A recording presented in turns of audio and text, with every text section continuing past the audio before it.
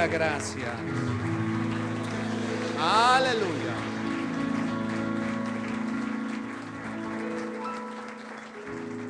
Y saluda a la persona que tiene a su lado. Dale un abrazo y dígale: este es el día que hizo el Señor. Día de alegría y de gozo. Nos gozaremos en la casa del Señor.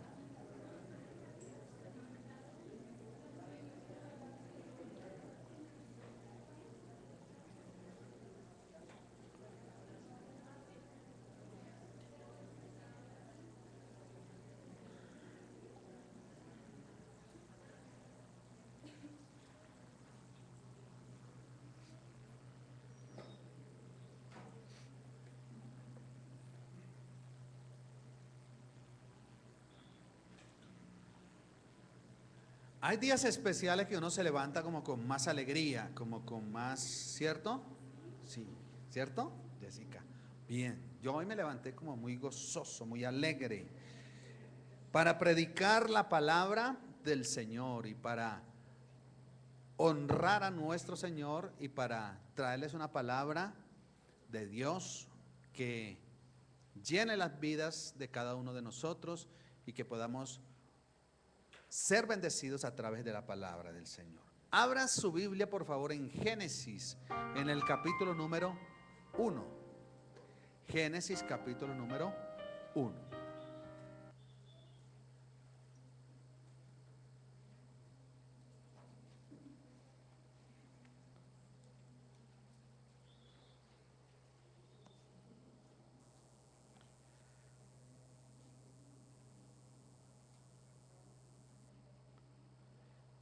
Versículo número 1, dice la Biblia: en el principio creó Dios, ¿qué? Los cielos y la tierra.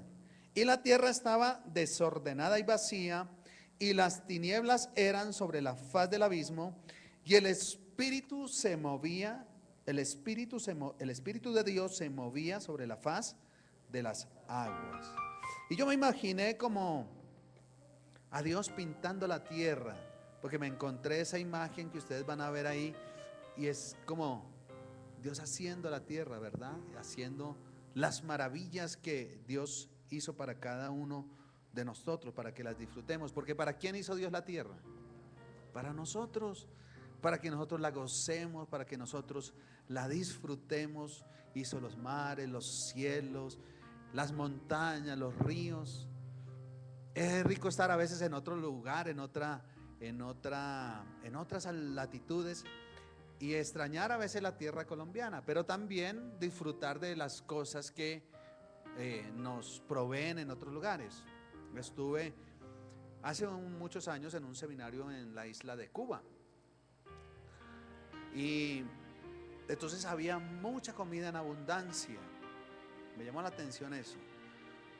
El comedor del hotel donde nos hospedaron, un comedor grandísimo, y había mucha comida, y entonces vi a unos compañeros que estaban comiendo pollo y comiendo carne, y yo les dije: con pollo y carne como uno allá en Colombia todos los días, o cada vez que puede.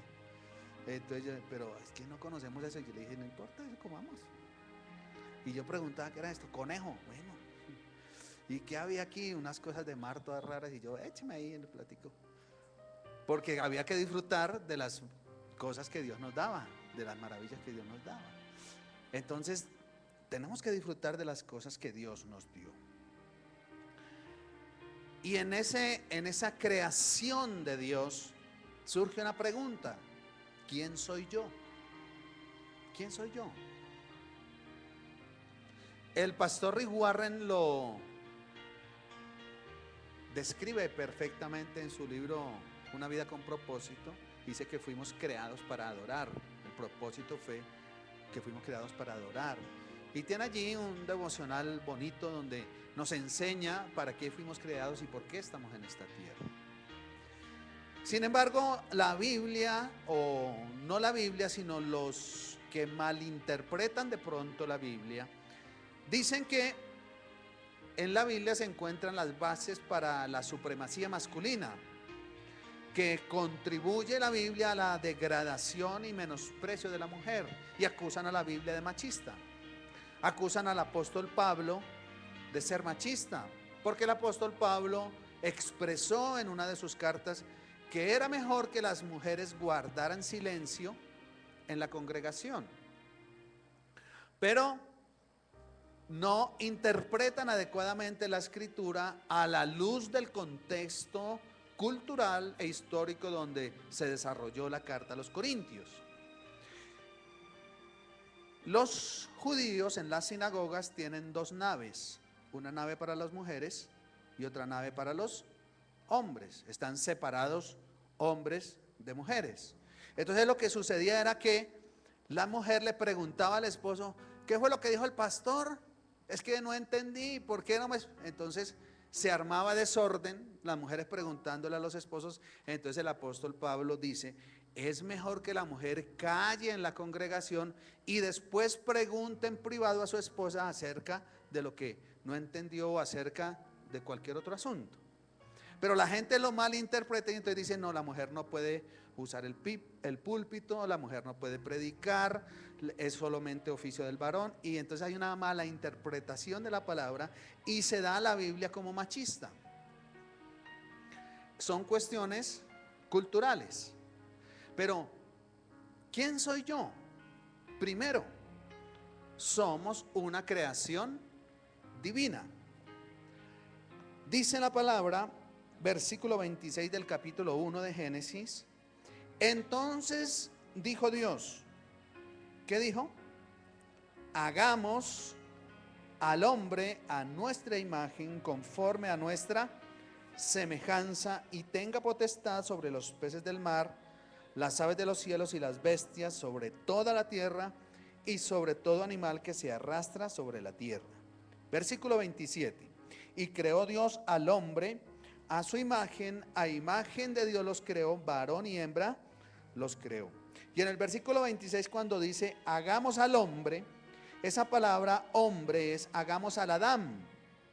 Hagamos al Adán, es decir, hagamos a la humanidad.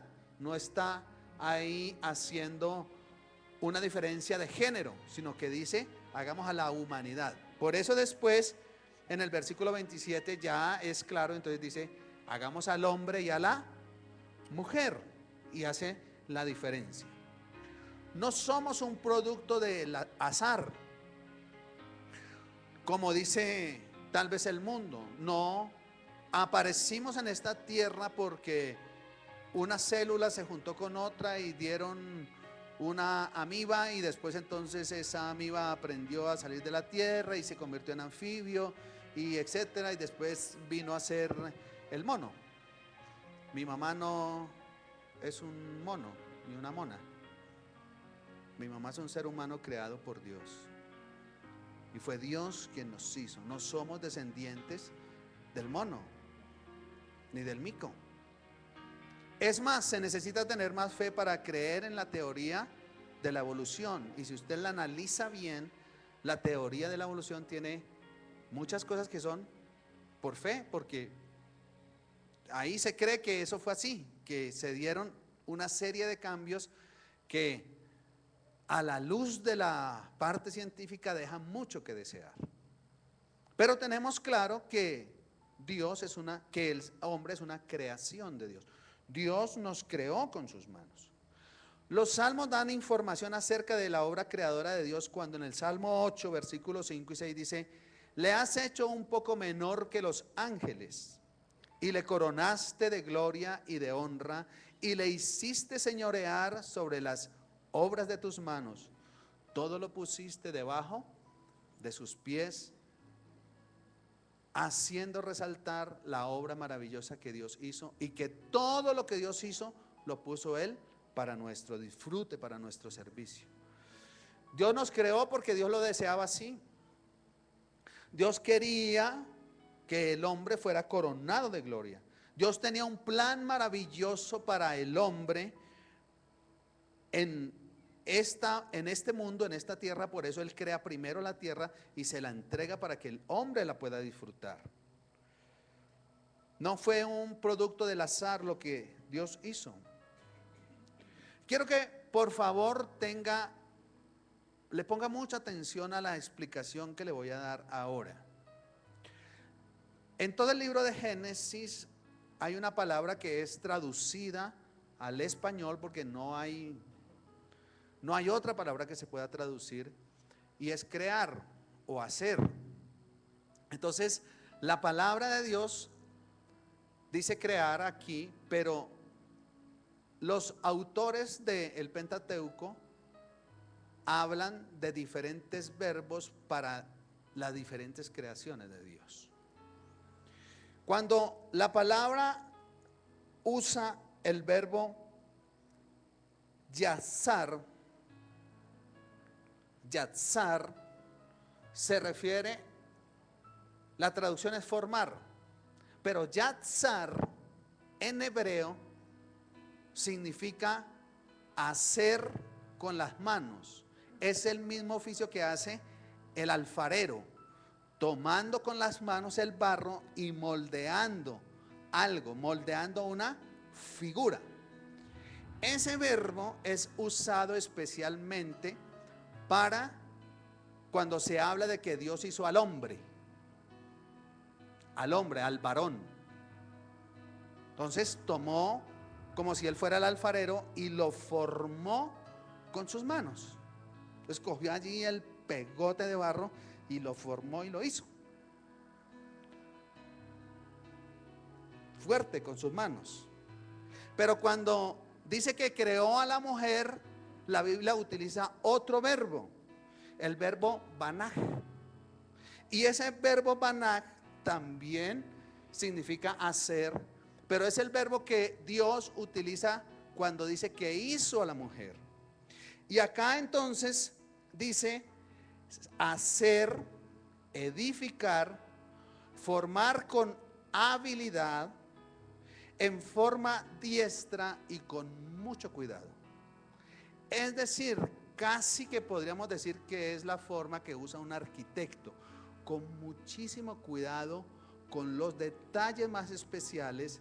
Ya no es el pedazo de barro que lo puede formar con sus manos, sino que con sus manos también y con mucho amor, pero con detalle, con cuidado, con mucha ternura, con mucha paciencia, con demasiado cuidado. Es el verbo que se usa para cuando Dios hizo a la mujer.